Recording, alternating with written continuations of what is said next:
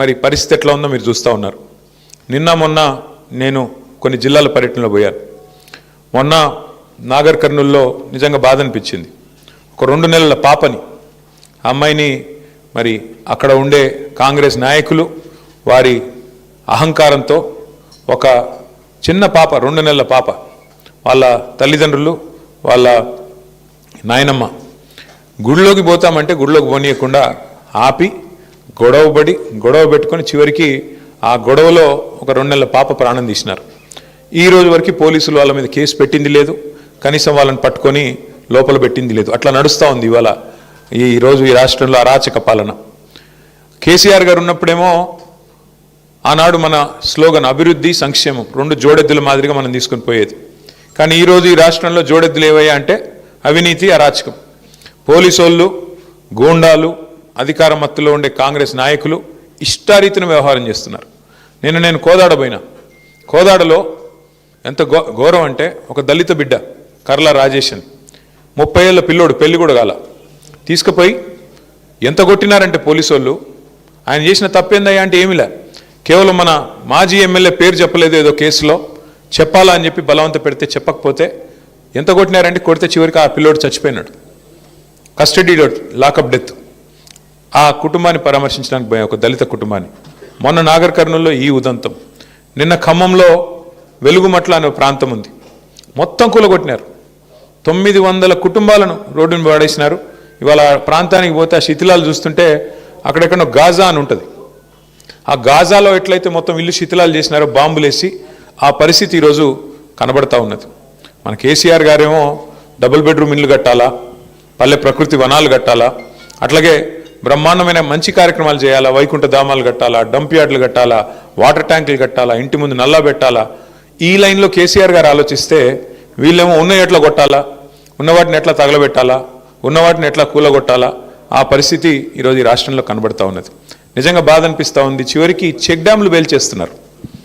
అది చెక్ డ్యాములు పేల్చేంత దుర్మార్గమైన పద్ధతి బహుశా భారతదేశంలో ఎక్కడ ఉండదు. ఇసుక కోసం, దేనికోసం అంటే చెక్ డ్యాములు ఉంటే నీళ్ళు ఆగుతున్నాయి, నీళ్ళు ఆగితే ఇసుక తోడుకొని కష్టమవుతుంది కాబట్టి చెక్ డ్యాములు పేల్చేస్తే ఇసుక బ్రహ్మాండంగా దోచుకోవచ్చు అని చెప్పి చెక్ డ్యాములు పేల్చేస్తూ ఉన్నారు. నేను మీ దేవరకద్రలో, మీ పక్కుండే నియోజకవర్గంలో మహానుభావుడు సర్పంచ్ గారు, కాంగ్రెస్ ఆయన, కొత్త ఆయన, పల్లె ప్రకృతి వనంలో 200 చెట్లుంటే చెట్లు మొత్తం సాఫ్ చేసినాడు. ఏం చేస్తావయ్యా ఆడ అంటే అది బిల్డింగ్ కడతాడంట. ఇంకా ఆయన ఊళ్ళో జాగలేదంటే ఆడ కట్టనీకే, ఉన్న పల్లె ప్రకృతి వనం పెట్టిన చెట్లు వాడిని కొట్టేస్తాడా? అట్లాంటి పరిపాలన ఈరోజు రాష్ట్రంలో నడుస్తూ ఉన్నది. సరే, ఇవన్నీ ఎందుకు జరుగుతున్నాయంటే ఒకటి మీకు తెలుసు.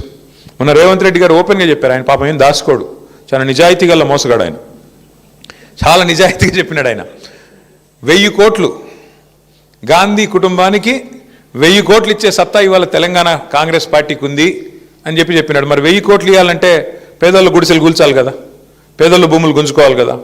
గుంజుకునైనా సరే మొత్తానికైతే ఇవాళ 1000 కోట్లు చేయాలా, నా కుర్సీ కాపాడుకోవాలా, ఇదే స్లోగన్తో చక్కగా ఈ ప్రభుత్వం మరి పనిచేస్తూ ఉంది. మీరు చూస్తూ ఉన్నారు.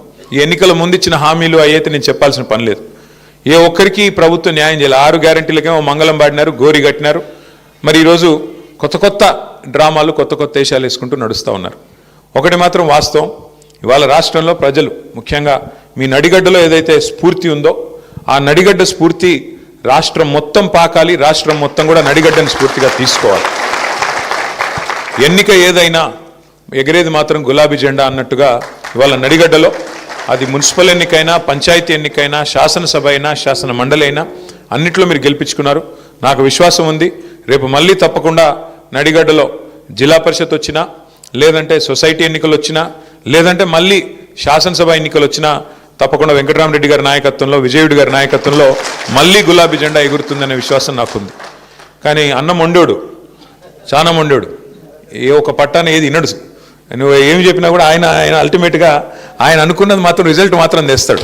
వెంకటరామరెడ్డి గారి గొప్పతనం ఏంటంటే ఏదో ఒకటి చేసి కన్విన్స్ చేస్తాడు. మొత్తానికైతే కూర్చోబెట్టి ఏదైనా చెప్దాం, ఏదైనా మెల్లిగా చెప్దాం, కన్విన్స్ చేద్దామంటే మా చంద్రశేఖర్ అన్న, నేను అట్లాంటి వాళ్ళు ఏమైనా ప్రయత్నం చేసినంతసేపు వింటాడు, చాలా కామ్గా వింటాడు.